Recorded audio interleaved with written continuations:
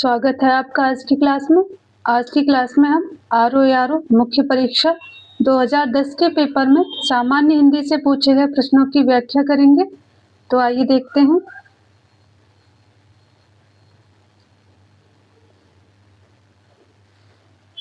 पहला प्रश्न है, जिस पुरुष की पत्नी साथ नहीं है, वाक्यांश के लिए एक शब्द है।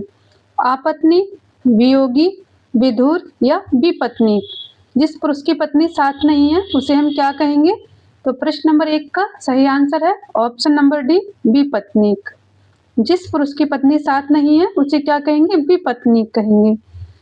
प्रश्न नंबर 1 का सही आंसर ऑप्शन नंबर डी, विपत्नीक। प्रश्न नंबर 2 देखते हैं।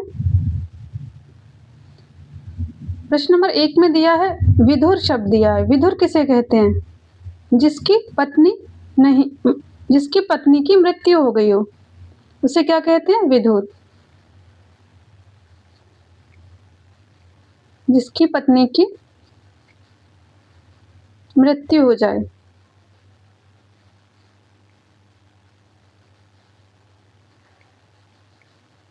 उस पुरुष को क्या कहते हैं? उसे विधुर कहते हैं। और जिस स्त्री के पति की मृत्यु हो जाए उस स्त्री को क्या कहते हैं? विधवा कहते हैं। क्या कहते हैं उसे? विधवा। अगर कोई स्त्री है उसका पति नहीं है तो उसे क्या कहेंगे? विधवा कहेंगे। और अगर कोई पुरुष है उसकी पत्नी की डेथ हो गई है तो उसे क्या कहते हैं? विधुर कहते हैं। प्रश्न नंबर 2 देखते हैं। प्रश्न नंबर 2 है, जिस पेड़ के पत्ते झड़ गए हों। जिस पेड़ के पत्ते झड़ गए हों के लिए एक शब्द है। प्रपर्ण, अपर्णा, पत्रहीन या अपत। क्या कहेंगे उसको? तो प्रश्न नंबर 2 का सही आंसर है ऑप्शन नंबर बी, अपर्णा। जिस पेड़ के पत्ते झड़ गए हों उसे क्या कहेंगे? अपर्णा कहेंगे। अर्थात वो पत्तों से रहित हो गया है तो उसे क्या कहेंगे? अपर्णा। वैसे अपर्णा किसका नाम है? अपर्णा जो है वो पार्वती का एक नाम है। किसका नाम है? पार्वती का। पार्वती ने शिव को पति रूप में प्राप्त करने के लिए कठिन तपस्या की थी और एक समय ऐसा आ गया कि उन्होंने पत्ते खाना भी छोड़ दिया। सब कुछ छोड़ दिया, खाना पीना, यहाँ तक कि वो पत्ते भी नहीं खाती थी। इसलिए उनका नाम क्या रख गया था? अपर्णा रख गया था। तो अपर्णा किसका नाम था? पार्वती का। ये भी आप याद रखेंगे। और अपर्णा का अर्थ क्या है? जिस पेड़ के पत्ते झड़ गए हों। उसके लिए एक शब्द क्या यूज करते हैं हम? अपर्णा शब्द का प्रयोग करते हैं। प्रश्न नंबर 3 देखते हैं। तो प्रश्न नंबर 2 का सही answer option number B, Aparna. प्रश्न नंबर 3 देखते हैं। प्रश्न नंबर 3 है, तैरने की इच्छा को कहते हैं। तैरने की इच्छा को क्या कहेंगे? तरणेच्छा, तितीर्षा, संतरणेच्छा या जलावतरण इच्छा। इसको क्या कहेंगे? तो प्रश्न नंबर 3 का सही आंसर है ऑप्शन नंबर बी, तितीर्षा। तितीर्षा किसे कहते हैं? तैरने की इच्छा के लिए। और जो तैरने का इच्छुक है, यहाँ इच्छुक शब्द जोड़ने, इच्छा की जगह इच्छुक। इच्छुक, तैरने का इच्छुक अर्थात तैरने की इच्छा रखने वाला, उसको क्या कहेंगे? तब यहाँ पे हो जाएगा तितीर्षु। तितीर्षा की जगह क्या हो जाएगा? तितीर्षु हो जाएगा। तितीर्षु। तितीर्षु किसे कहते हैं? तैरने का इच्छुक या तैरने की इच्छा रखने वाला, उसे क्या कहेंगे? तितीर्षु। तैरने की इच्छा तितीर्षा। तो प्रश्न नंबर 3 का सही आंसर ऑप्शन नंबर बी, तितीर्षा। प्रश्न नंबर 4 देखते हैं।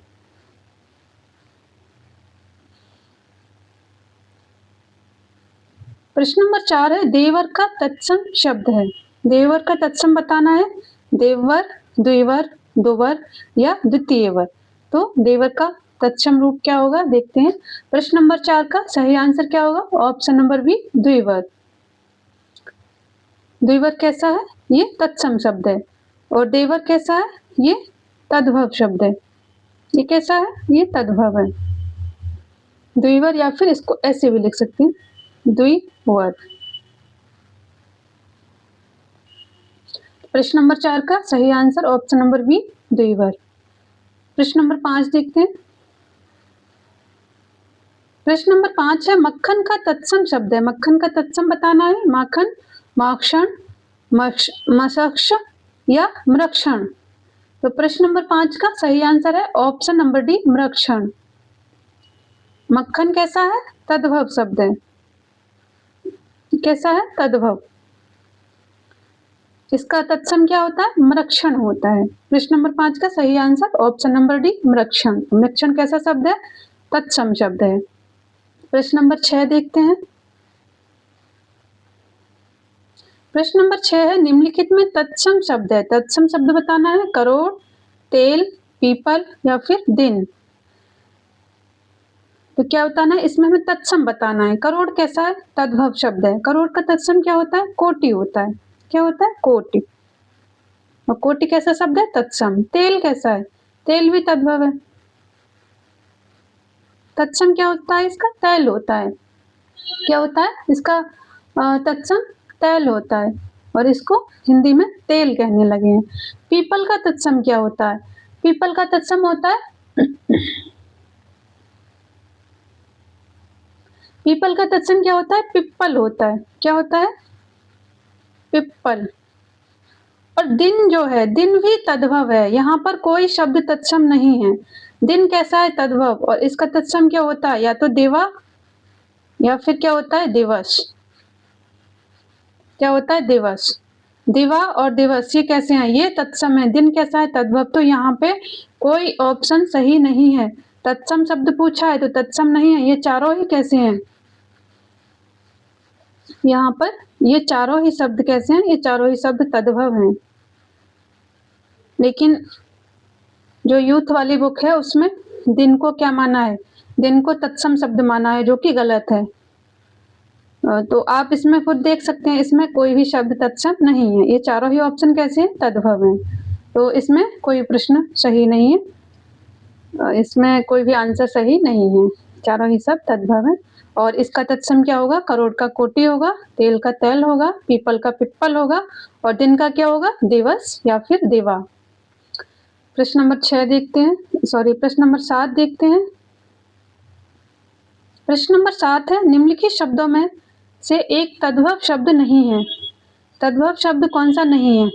तुरंत, आज, धीरज या खरपत। तो इसमें से कौन सा तद्भव नहीं है? तुरंत कैसा है? तद्भव है। इसका तत्सम क्या होता है? त्वरित। त्वरित। आज कैसा है? आज भी तद्भव है। इसका तत्सम क्या होता है? अद्य।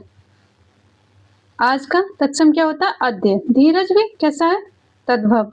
इसका तत्सम क्या होता है? धैर्य। क्या होता है? धीरज का तत्सम धैर्य। धीरज कैसा शब्द है? तद्भव। ये तीनों ही शब्द कैसे हैं? तद्भव। तुरंत का तत्सम त्वरित, आज का तत्सम अद्य और धीरज का तत्सम धैर्य। खरपर कैसा शब्द है? खरपर तत्सम है। इसका तद्भव क्या होगा? तो प्रश्न नंबर 7 में क्या पूछा है? तद्भव नहीं है। तो प्रश्न नंबर 7 का सही आंसर होगा ऑप्शन नंबर डी, खरपर। खरपर कैसा है? वो तद्भव नहीं है, तत्सम है। तो खरपर का तद्भव क्या बनेगा? इसका तद्भव बनेगा खप्पर। क्या बनेगा?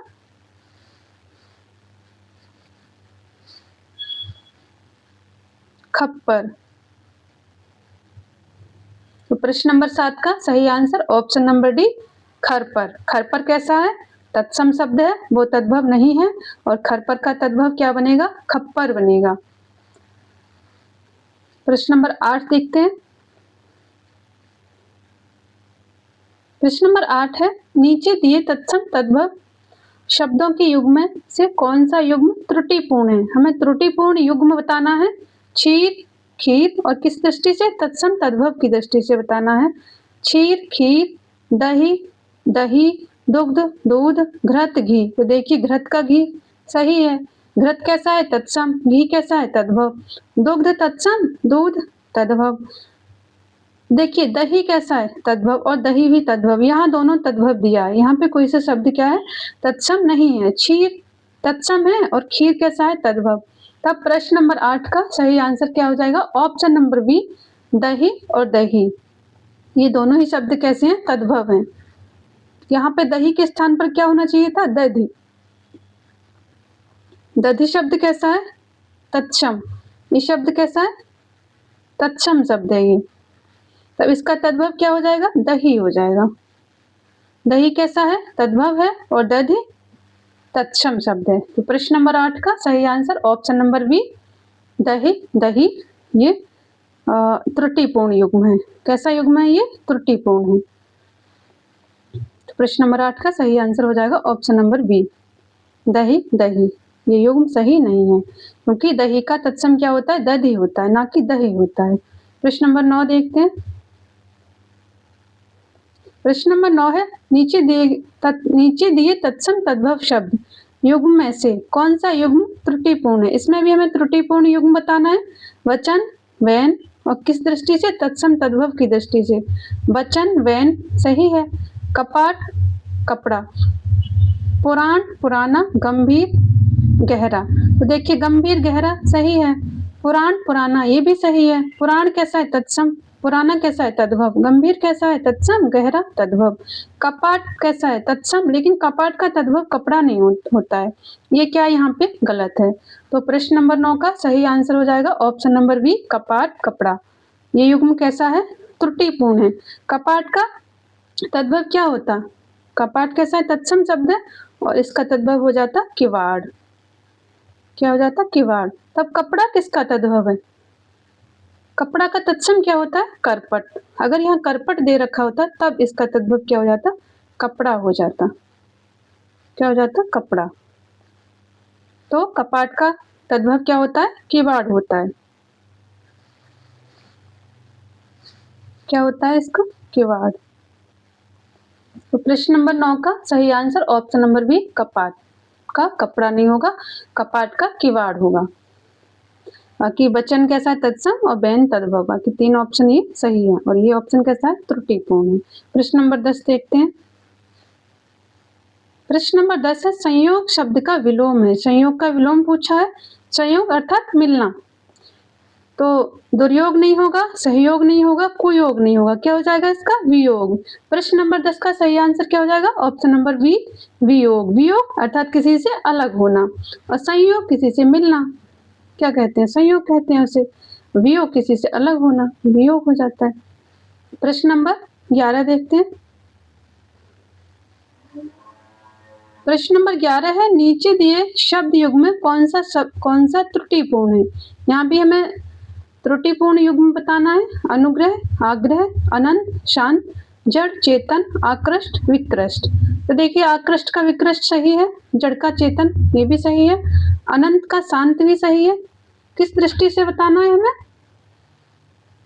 त्रुटिपूर्ण युग्म बताना है। अनुग्रह का आग्रह, अब ये सब क्या है? जड़, चेतन। जड़ क्या है?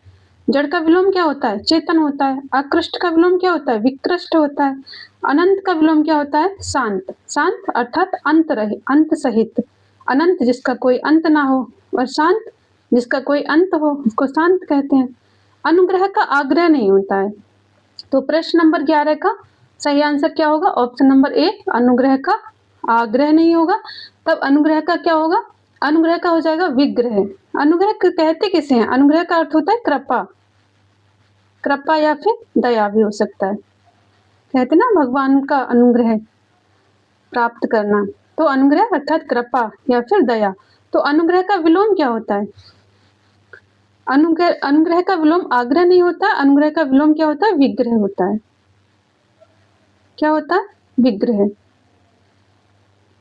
विग्रह अर्थात झगड़ा, एक तरह से झगड़ा करना या जो किसी पर दया करता है उसे क्या कहते हैं? दया की प्राप्ति करता है तो अनुग्रह। जैसे भगवान हमारे ऊपर दया कर रहे हैं तो हम क्या कहेंगे? भगवान का अनुग्रह प्राप्त है। तो इसका विलोम क्या हो जाएगा? विग्रह अर्थात भगवान की दया प्राप्त नहीं है तो क्या कहेंगे? विग्रह। तो प्रश्न नंबर 11 का सही आंसर ऑप्शन नंबर ए, अनुग्रह, आग्रह। ये युग्म कैसा है? ये युग्म त्रुटिपूर्ण है। किस दृष्टि से? विलोम की दृष्टि से, क्योंकि ये सभी युग्म कैसे हैं? विलोम की दृष्टि से। अनंत का विलोम शांत, जड़ का चेतन, आकृष्ट का विकृष्ट। प्रश्न नंबर 12 देखते हैं। प्रश्न नंबर 12 है ऋजु शब्द का विलोम है। ऋजु का हमें विलोम बताना है। वक्र, तक्र, सीधा, सरल। तो प्रश्न नंबर 12 का सही आंसर है ऑप्शन नंबर ए, वक्र। ऋजु का अर्थ क्या होता है? टेढ़ा होता है। क्या होता है? टेढ़ा। और सॉरी, ऋजु का अर्थ होता है सीधा। ऋजु का अर्थ क्या होता है? सीधा या फिर सरल। सीधा भी हो सकता है या फिर सरल हो सकता है। इसका अर्थ ये होता है। वक्र का अर्थ क्या होता है? वक्र का अर्थ होता है टेढ़ा, टेढ़ा या फिर जटिल। अब अगर ऑप्शन में जटिल का विलोम पूछा है तब आप सरल करेंगे, अगर टेढ़ा का पूछा है तो सीधा कर देंगे, लेकिन ऋजु दे रखा है तब आप क्या करेंगे? वक्र करेंगे। ऋजु शब्द दे रखा है तो वक्र करेंगे। ऋजु का विलोम पूछा है, ऑप्शन में वक्र भी दे रखा है, टेढ़ा भी दे रखा है और जटिल भी दे रखा है, तो आप जटिल नहीं करेंगे, टेढ़ा नहीं करेंगे, क्या करेंगे? वक्र करेंगे। लेकिन अगर सरल का आपसे विलोम पूछा है, सरल का विलोम क्या होगा? तो आप वक्र नहीं करेंगे, टेढ़ा भी नहीं करेंगे, क्या करेंगे? जटिल करेंगे। सरल का विलोम क्या हो जाएगा? जटिल हो जाएगा। तो इस तरह से इसे आप करेंगे। तो प्रश्न नंबर 12 का सही आंसर क्या हो जाएगा? ऑप्शन नंबर ए, वक्र। प्रश्न नंबर 13 देखते हैं।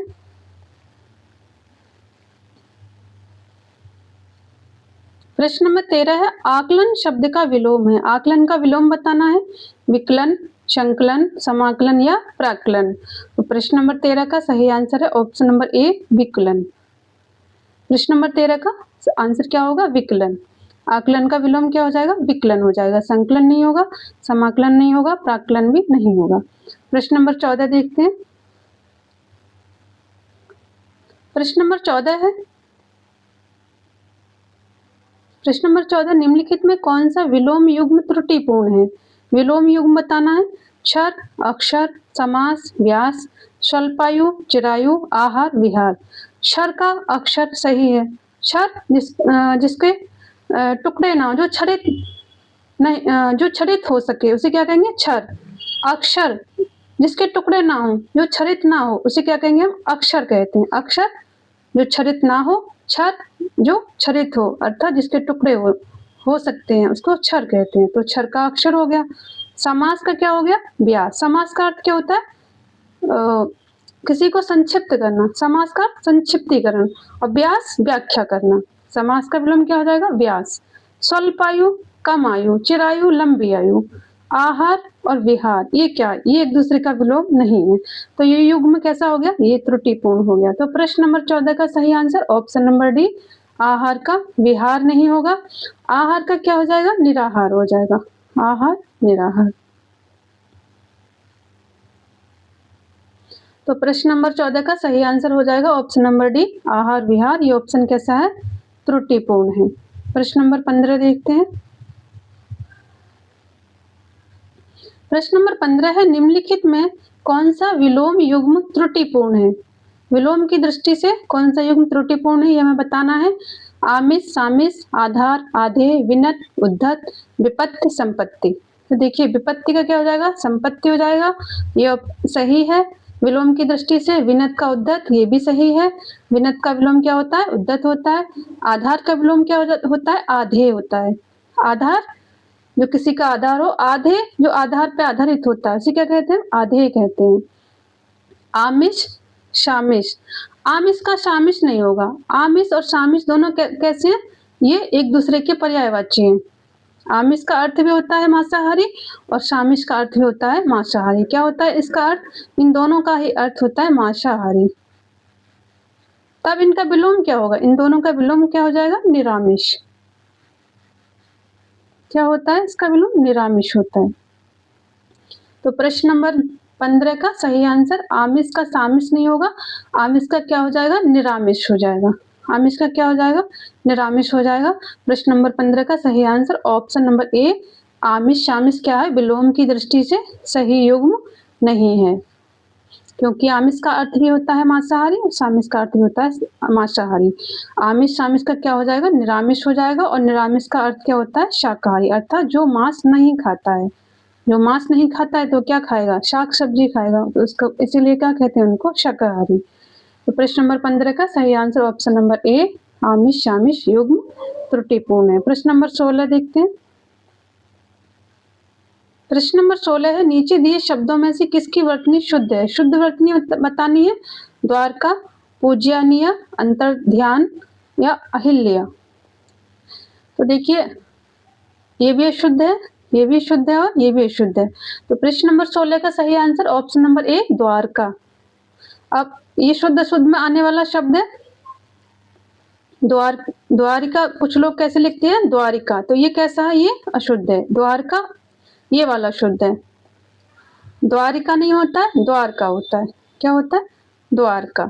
ये शब्द कैसा है, शुद्ध है, और ये शब्द कैसा है, अशुद्ध है। द्वारिका नहीं होता है, द्वारका होता है, और ये शुद्ध अशुद्ध में आने वाला शब्द है, तो ये आप इसको याद रखेंगे। और ये एग्जाम की दृष्टि से इम्पोर्टेंट है, कई बार एग्जाम में ये पूछा जा चुका है। दूसरा ऑप्शन देखते हैं, पूज्यनीय।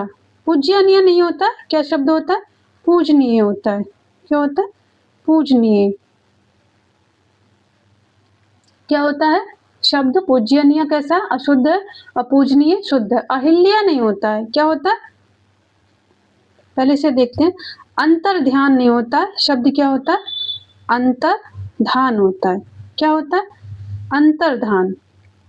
तो ये शब्द भी कैसा है, ये शब्द भी अशुद्ध है, क्योंकि यहाँ पे क्या लिखा है, अंतर ध्यान, और शब्द क्या होता है, अंतर्धान। क्या होता है, अंतर्धान। ये शुद्ध है और ये अशुद्ध है। अहिल्या नहीं होता है, क्या होता है, शुद्ध शब्द अहल्या। क्या होता है, अहल्या होता है। तो ये अहल्या शुद्ध है, अहिल्या ये अशुद्ध है। अंतर ध्यान भी अशुद्ध है, पूजनीय भी अशुद्ध है। पूजनीय शब्द शुद्ध होता है, और यहाँ अंतर्धान होता है, अंतर ध्यान नहीं होता है। अहिल्या नहीं होता, अहल्या होता है। और ये सभी शब्द कैसे हैं, ये इम्पोर्टेंट हैं। ये सभी शब्द शुद्ध अशुद्ध में आने वाले शब्द हैं, कई बार एग्जाम में पूछे जा चुके हैं। तो प्रश्न नंबर 16 का सही answer option number A, Dwarka. Dwarka कैसा है, वर्तनी की दृष्टि से शुद्ध शब्द है। प्रश्न नंबर 17 देखते हैं।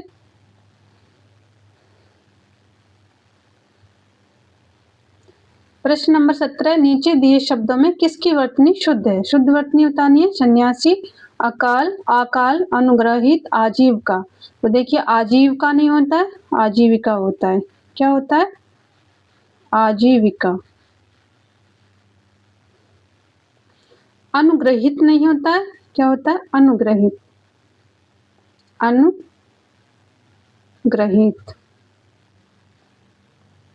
अनुग्रहित होता है। सन्यासी शब्द कैसा, आकाल नहीं होता, ये शब्द इनको मैं अभी बाद में लिखती हूँ। आकाल नहीं होता, अकाल होता है। क्या होता है, अकाल। तो ये शब्द भी अशुद्ध है, ये भी अशुद्ध है, और आजीविका भी क्या है, अशुद्ध है। तो प्रश्न नंबर 17 का सही आंसर ऑप्शन नंबर ए, सन्यासी। सन्यासी कैसा है, वर्तनी की दृष्टि से शुद्ध शब्द है। तो प्रश्न नंबर 17 का सही आंसर ऑप्शन नंबर ए, सन्यासी। आकाल नहीं होता, अकाल होता है। अनुग्रहित नहीं होता है, अनुग्रहित होता है। और आजीविका नहीं होता है, क्या होता है, आजीविका होता है। क्या होता है, आजीविका। तो ये तीनों ही वर्तनी की दृष्टि से अशुद्ध है, और ये कैसा है, वर्तनी की दृष्टि से शुद्ध है। प्रश्न नंबर 17 का सही आंसर ऑप्शन नंबर ए, सन्यासी। प्रश्न नंबर 18 देखते हैं। प्रश्न नंबर 18, निम्नलिखित में से शुद्ध वर्तनी वाला शब्द कौन सा है। शुद्ध वर्तनी वाला शब्द बताना है, अंताक्षरी, अंत्याक्षरी, अंताक्षरी या अंताक्षणी। तो प्रश्न नंबर 18 का सही आंसर ऑप्शन नंबर बी, अंत्याक्षरी।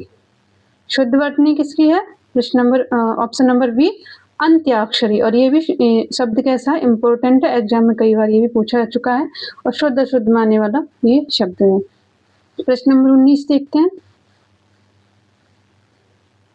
प्रश्न नंबर 19 है, निम्नलिखित में कौन सा वाक्य शुद्ध है। शुद्ध वाक्य में बताना है, यह आपकी अनाधिकार चेष्टा है। तो सबसे पहले देखिए ये जो शब्द है अनाधिकार, ये भी शब्द कैसा है, शुद्ध शुद्ध में आने वाला शब्द है। तो अनाधिकार नहीं होता, ये शब्द बना कैसे, अन प्लस अधिकार, अन प्लस अधिकार। अन क्या है, इसमें उपसर्ग है, और अधिकार क्या है, ये मूल शब्द है। तो देखिए ये कैसे बना है, अन प्लस अधिकार। अब ये ना आधा है और ये आ छोटा है, तो यहाँ पे ना क्या हो गया, पूरा हो गया। ये आ इस ना में मिल गया आके, तो ना कैसा हो गया, पूरा। अब इधर क्या बचा, आ, तो ये क्या बन गया, अन। और इस इधर क्या बचा, धिकार, और बचा धिकार। तो शब्द क्या बना, अनधिकार, ना कि अनाधिकार। तो ये यहाँ पे तो ये शब्द ही गलत है, आप तो इसी से समझ जाना चाहिए। यहाँ भी अनाधिकार है, यहाँ भी अनाधिकार है, यहाँ भी अनाधिकार। इसका मतलब जब इस शब्द की वर्तनी ही अशुद्ध है, तो ये वाक्य शुद्ध हो ही नहीं सकता, ये भी शुद्ध नहीं हो सकता और ये भी शुद्ध नहीं हो सकता। आप इस तरह से भी इस वाक्य को सही कर सकते हैं। तो प्रश्न नंबर 19 का सही आंसर क्या होगा? ऑप्शन नंबर बी, यह है आपकी अनधिकार चेष्टा है। अनाधिकार चेष्टा नहीं, अनधिकार, क्योंकि अनाधिकार तो शब्द ही गलत है। तो यह आपकी अनाधिकार चेष्टा है, ऑप्शन कैसा है? गलत है। यह आपकी चेष्टा अनाधिकार है, ये भी कैसा है वाक्य? अशुद्ध है। यह चेष्टा आपका अनाधिकार है, ये भी वाक्य अशुद्ध है। तो शुद्ध वाक्य क्या होगा? प्रश्न नंबर 19 का सही आंसर ऑप्शन नंबर बी, यह आपकी अनधिकार चेष्टा है। ये वाक्य कैसा हो जाएगा? शुद्ध हो जाएगा। प्रश्न नंबर 20 देखते हैं। प्रश्न नंबर 20 है, निम्नलिखित में कौन सा वाक्य शुद्ध है? शुद्ध वाक्य बताना है हमें। उसने अपनी कमाई का अधिकांश भाग गंवा दिया। वह अपनी कमाई का अधिकांश भाग गंवा बैठा। उसने कमाई का अधिकांश भाग गंवा डाला। उसने अपनी कमाई का अधिकांश गंवा दिया। अब देखिए, सबसे पहले मैं देखना अधिकांश शब्द बना कैसे और इसका अर्थ क्या होता है। तो ये शब्द कैसे बना? अधिक, कैसे बना? ये अधिक प्लस अंश, अधिक प्लस अंश। अब इसको अगर हम मिला लें तो क्या बनेगा? अधिक का अर्थ क्या होता है? ज्यादा। अंश का अर्थ क्या होता है? इसका अर्थ होता है भाग, अर्थात अधिक भाग। अब इसका अर्थ क्या है? अधिक का अर्थ तो अधिक होता है, या अंश का अर्थ क्या होता है? भाग होता है, तो अधिक भाग। अर्थात इसका अर्थ क्या हुआ? उसने अपनी कमाई का अधिक भाग गंवा दिया। अब यहाँ पर जब इसमें अंश का अर्थ ही भाग होता है तो इस भाग का यहाँ पे कोई औचित्य नहीं है। अब यहाँ पे देखिए अधिकांश और भाग लिख रहा है, यहाँ पे भी अधिकांश और भाग लिख रहा है। तो आपको सबसे पहले शब्द का अर्थ समझ में आना चाहिए। जब अधिकांश में भाग शब्द निहित है तब यहाँ भाग शब्द लिखने का कोई औचित्य नहीं है। तो प्रश्न नंबर 20 का सही आंसर क्या हो जाएगा? उसने अपनी कमाई का अधिकांश गंवा दिया। उसने अपनी कमाई का अधिकांश गंवा दिया, क्योंकि अधिकांश का अर्थ ही होता है अधिक भाग। अधिक भाग गंवा दिया। तो जब अधिकांश में भाग शब्द निहित है तब यहाँ भाग शब्द का कोई औचित्य नहीं है। तो प्रश्न नंबर 20 का सही आंसर डी, उसने अपनी कमाई का अधिकांश भाग गंवा दिया। प्रश्न नंबर 21 देखते हैं। प्रश्न नंबर 21 है, निम्नलिखित में से कौन सा वाक्य सही है? हमें इसका सही वाक्य बताना है। इसमें कौन सा वाक्य सही है? श्री राम 14 वर्ष के बाद वन से वापस लौटे। श्री राम 14 वर्ष के बाद वनवास से वापस लौटे। श्री राम 14 वर्ष बाद वन से वापस लौटे। श्री राम 14 वर्ष के बाद वन से लौटे। अब देखिए, लौटना और वापस दोनों का शब्द क्या है? दोनों का शब्दों का अर्थ क्या है? एक ही अर्थ है, लौटना। इसका भी वापस का अर्थ भी यही होता है, लौटना, और लौटने का अर्थ तो होता ही लौटना। तो यहाँ भी वापस लौटे, यहाँ भी वापस लौटे, वापस लौटे, दोनों ही शब्दों क्या हो रही है? यहाँ पे रिपीटेशन हो रहा है। श्री राम 14 वर्ष के बाद वन से लौटे। अब यहाँ पे वापस और लौटे दोनों शब्द नहीं आ रहा है, एक ही शब्द का प्रयोग हो रहा है, लौटे। तो प्रश्न नंबर 21 का सही आंसर क्या हो जाएगा? Option number D, Shri Ram 14 वर्ष के बाद वन से लौटे। तो प्रश्न नंबर 21 का सही आंसर क्या हो जाएगा? Option number D.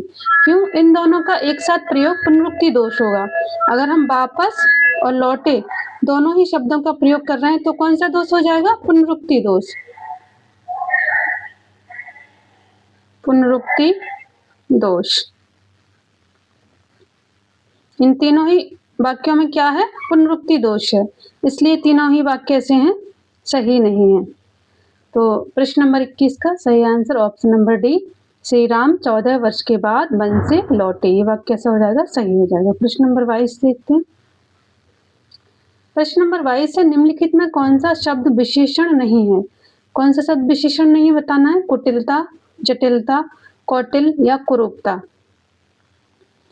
तो इसमें बताना है कौन सा विशेषण नहीं है। अब यहाँ देखना है मूल शब्द क्या है? कुटिलता मूल शब्द क्या है? कुटिल। कुटिल शब्द क्या है? विशेष्य है, संज्ञा है, और इससे क्या बना है? कुटिलता बना है। जटिलता मूल शब्द क्या है? जटिल। यहाँ मूल शब्द क्या है? जटिल। जटिल से क्या बना है? जटिलता बना है। कौटिल में मूल शब्द क्या है? यहाँ भी मूल शब्द क्या है? कुटिल। कुटिल से क्या बना है? कौटिल्य। कुरूपता में क्या है? यहाँ पे कुरूप, मूल शब्द क्या है यहाँ पे? कुरूप। कुरूप शब्द क्या है? विशेष्य है अर्थात संज्ञा है। कुरूपता शब्द क्या है? विशेषण। तो ये चारों ही शब्द क्या हैं? ये चारों ही शब्द विशेषण है। कोई भी शब्द इसमें विशेष्य नहीं है, तो इसमें कोई भी आंसर सही नहीं माना जाएगा। प्रश्न नंबर 22 में चारों ही ऑप्शन क्या है? विशेषण है। तो ये प्रश्न कैसा माना जाएगा? गलत माना जाएगा। प्रश्न ही गलत है। कौन सा शब्द विशेषण नहीं है? चारों ही शब्द विशेषण है और चारों ही विशेषण की दृष्टि से सही है।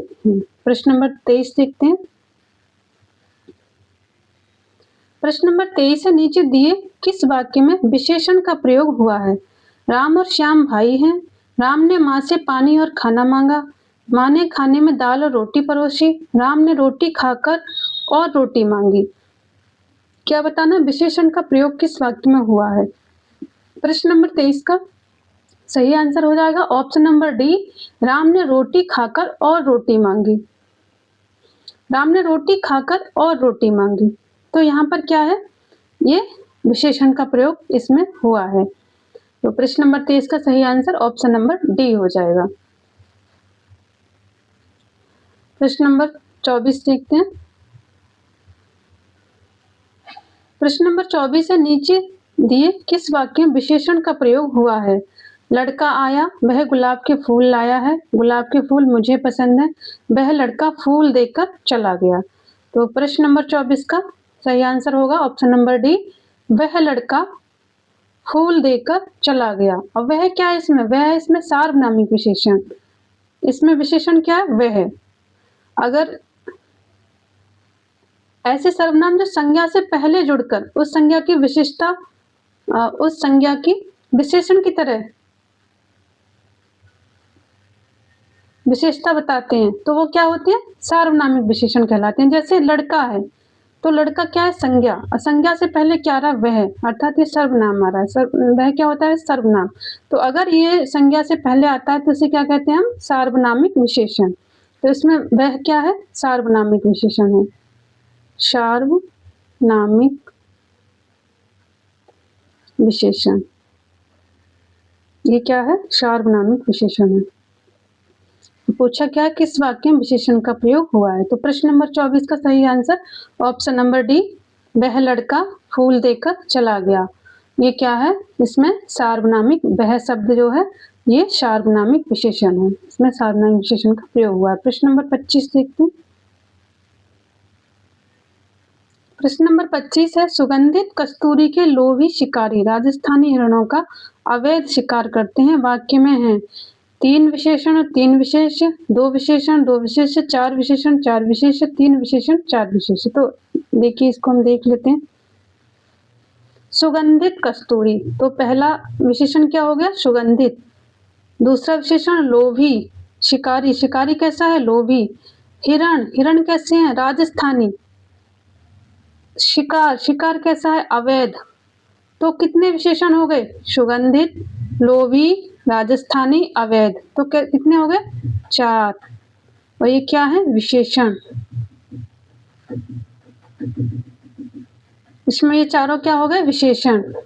सुगंधित कस्तूरी के लोभी शिकारी राजस्थानी हिरणों का अवैध शिकार करते हैं। तो इसमें क्या, कितने विशेषण हो गए? 4। सुगंधित कस्तूरी, लोभी शिकारी, राजस्थानी हिरण और अवैध शिकार। 4 विशेषण हो गए। अब क्या देखते हैं? विशेष्य देखते हैं। अब देखिए यहाँ से ही प्रश्न सही हो जाएगा क्योंकि 4 विशेषण सी ऑप्शन में दे रखे हैं। 4 विशेषण और 4 विशेष्य। अब 4 ही विशेष होंगे। देखिए कस्तूरी, कस्तूरी क्या है? विशेष्य। यहाँ पे शिकारी क्या है? विशेष्य। तो 2 हो गए, कस्तूरी, शिकारी 2 हो गए, हिरण 3 हो गए और शिकार 4 हो गए। तो 4 ही क्या है? इसमें विशेष्य हैं। तो ऑप्शन कौन सा सही हो जाएगा? ऑप्शन नंबर सी, 4 विशेषण और 4 ही विशेष्य। ये मैंने आपको बता दिए कौन से विशेष्य हैं और कौन से विशेषण हैं। तो प्रश्न नंबर 25 का सही आंसर क्या हो जाएगा? ऑप्शन नंबर सी, 4 विशेषण और 4 विशेष्य। यहाँ आप लिखना चाहें इनको तो लिख भी सकते हैं कौन कौन से विशेषण है। विशेषण कौन से हैं? सुगंधित,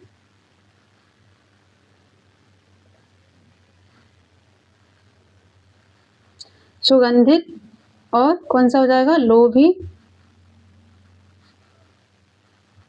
और पहला सुगंधित, दूसरा लोभी, तीसरा राजस्थानी और चौथा क्या हो जाएगा, अवैध। अवैध ये क्या है, विशेषण है। ये क्या है, विशेषण है। विशेष्य कौन कौन से हैं, विशेष्य देख लीजिए। विशेष्य में ही आपको बता देती हूँ, कस्तूरी विशेष्य है, और यहाँ पे शिकारी विशेष्य है 2, हिरण विशेष्य है 3 और शिकार विशेष्य, कितने 4 विशेष्य हो गए। ये क्या है, विशेष्य। कस्तूरी, शिकारी, हिरण और शिकार। सुगंधित, लोभी, राजस्थानी, अवैध विशेषण हो गए, और कस्तूरी, शिकारी, हिरण और शिकार ये क्या हो गए, विशेष्य हो गए। प्रश्न नंबर 25 का सही आंसर ऑप्शन नंबर सी, 4 विशेष्य और 4 विशेषण। प्रश्न नंबर 26 देखते हैं। प्रश्न नंबर 26 है, समुद्री सांप में घातक परंतु बहुत कीमती जहर पाया जाता है। इस वाक्य में है 3 विशेषण, 2 विशेष्य, 2 विशेषण, 3 विशेष्य, 2 विशेषण, 2 विशेष्य, 4 विशेषण, 2 विशेष्य। तो देखते हैं। समुद्री सांप, सबसे पहले क्या है, समुद्री शब्द, समुद्री। दूसरा घातक, घातक। तीसरा है कीमती, कीमती। तो ये तीनों क्या हो गए, ये तीनों हो गए विशेषण। क्या हो गए, विशेषण। अब 3 विशेषण ऑप्शन नंबर ए में दे रखे हैं, तो यहाँ से ऑप्शन नंबर ए तो यही करेक्ट हो गया। सिर्फ विशेषण हमने देख लिए, क्योंकि 3 का ऑप्शन और किसी में दे ही नहीं रखा है, तो ये तो हो ही नहीं सकते। अब हमें क्या देखना है, विशेष्य देखनी है। तो विशेष्य समुद्री सांप, तो अब क्या देखना है हमें, विशेष्य। तो देखिए सांप, इसमें क्या है, सांप क्या है, विशेष्य। घातक परंतु बहुत कीमती जहर, जहर कैसा है, कीमती। तो जहर क्या है इसमें, संज्ञा। तो सांप और संज्ञा, सांप और जहर, सांप और जहर ये क्या है, विशेष्य अर्थात संज्ञा है। ये क्या है, ये विशेष्य है। तो 3 विशेषण और 2 विशेष्य किस ऑप्शन में है, ऑप्शन नंबर ए में। तो प्रश्न नंबर 26 का सही आंसर क्या हो जाएगा, ऑप्शन नंबर ए, 3 विशेषण और 2 विशेष्य। प्रश्न नंबर 26 का सही आंसर हो जाएगा 3 विशेषण 2 विशेष्य। प्रश्न नंबर 27 देखते हैं। प्रश्न नंबर 27 है, दशरथ के प्राण राम के लिए आकुल थे। वाक्य में मुख्य विशेष्य है, विशेष्य बताना है हमें, मुख्य विशेष्य बताना है। मुख्य विशेष्य कौन सा है, दशरथ, राम, प्राण या आकुल। तो देखिए प्रश्न नंबर 27 में दशरथ के प्राण राम के लिए आकुल थे। आकुल शब्द क्या है यहाँ पे, विशेषण। और विशेषण क्या होता है, जो विशेष्य की विशेषता बताए, संज्ञा की विशेषता बताए। तो आकुल क्या थे, प्राण। दशरथ आकुल नहीं थे, राम आकुल नहीं थे, प्राण आकुल थे। तो आकुलता शब्द किसके लिए इंगित कर रहा है, प्राण के लिए। तब यहाँ पे मुख्य क्या होगा, क्या पूछा है, मुख्य विशेष्य। तो मुख्य विशेष क्या होंगे, प्राण होंगे। तो प्रश्न नंबर 27 का सही आंसर क्या हो जाएगा, प्रश्न नंबर 27 का सही आंसर ऑप्शन नंबर सी, प्राण। प्रश्न नंबर 28 देखते हैं। प्रश्न नंबर 28 है, जो स्त्री सूर्य भी न देख सके, वाक्यांश के लिए एक शब्द है। असूर्य दर्शना, असूर्य दृष्टा, असूर्य स्पर्शी या असूर्य पश्या। तो प्रश्न नंबर 28 का सही आंसर होगा ऑप्शन नंबर डी, असूर्य पश्या। जो स्त्री सूर्य भी ना देख सके, वाक्यांश के लिए एक शब्द क्या है, असूर्य पश्या। प्रश्न नंबर 29 देखते हैं। प्रश्न नंबर 29 है, जो युद्ध में स्थिर रहता है उसे कहते हैं। जो युद्ध में स्थिर रहता है उसे क्या कहते हैं, युद्ध स्थविर, युद्ध थिरक, युधिष्ठिर या युद्ध स्थायी। तो प्रश्न नंबर 29 का सही आंसर होगा ऑप्शन नंबर सी, युधिष्ठिर। ये शब्द बना कैसे, युद्ध। अगर इस शब्द का हम विच्छेद करें तो कैसे होगा, युद्ध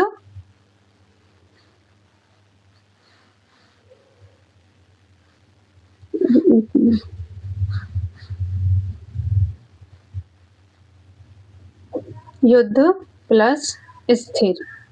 शब्द कैसे बना है? युद्ध प्लस स्थिर। अब इसमें संधि का नियम लगा है, वो मैं यहाँ नहीं बताऊंगी, नहीं तो वीडियो बहुत लॉन्ग हो जाएगा। तो इसको अगर हम मिला दें तो क्या हो जाएगा? युधिष्ठिर। क्या शब्द बनेगा? युधिष्ठिर। तो युद्ध, जो युद्ध में स्थिर रहता है उसको क्या कहते हैं? युधिष्ठिर कहते हैं। युधिष्ठिर अर्थात युद्ध में स्थिर रहने वाला। और शब्द बना कैसे? युद्ध प्लस स्थिर को मिला दिया तो क्या बन गया? युधिष्ठिर बन गया। इसमें संधि का नियम है, इसमें थ का क्या हो जाता है? ठय हो जाता है, और इसका श, इस दंत श का क्या हो जाता है? मूर्धन्य श हो जाता है। तो ये कैसे बना है? युद्ध प्लस स्थिर बराबर युधिष्ठिर। जो युद्ध में स्थिर रहता है उसे क्या कहते हैं? युधिष्ठिर। प्रश्न नंबर 29 का सही आंसर क्या हो जाएगा? Option number C, Yudhishthir. प्रश्न नंबर 30 देखते हैं। प्रश्न नंबर 30 है, जो हमेशा रहने वाला है उसको क्या कहते हैं? शाश्वत, अनवरत, अप्रतिहत या आजीवक। तो प्रश्न नंबर 30 का सही आंसर है शाश्वत। ऑप्शन नंबर ए, शाश्वत। जो हमेशा रहने वाला है उसको क्या कहते हैं? शाश्वत कहते हैं। तो आज की क्लास में हम एक प्रश्न दे रहे हैं। प्रश्न है, महावत का तत्सम क्या होगा? आपको महावत का तत्सम बताना है।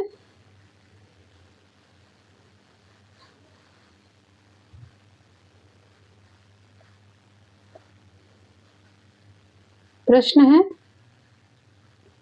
महावत, शब्द है महावत, इसका क्या बताना है आपको? तत्सम। महावत का तत्सम क्या होगा? महावत कैसा है? तद्भव शब्द है। ये कैसा शब्द है? तद्भव। तब इसका क्या होगा? तत्सम आपको बताना है क्या होगा। ये आप कमेंट बॉक्स में बताएंगे कि महावत का तत्सम शब्द क्या होता है। आज की क्लास यहीं समाप्त होती है। धन्यवाद।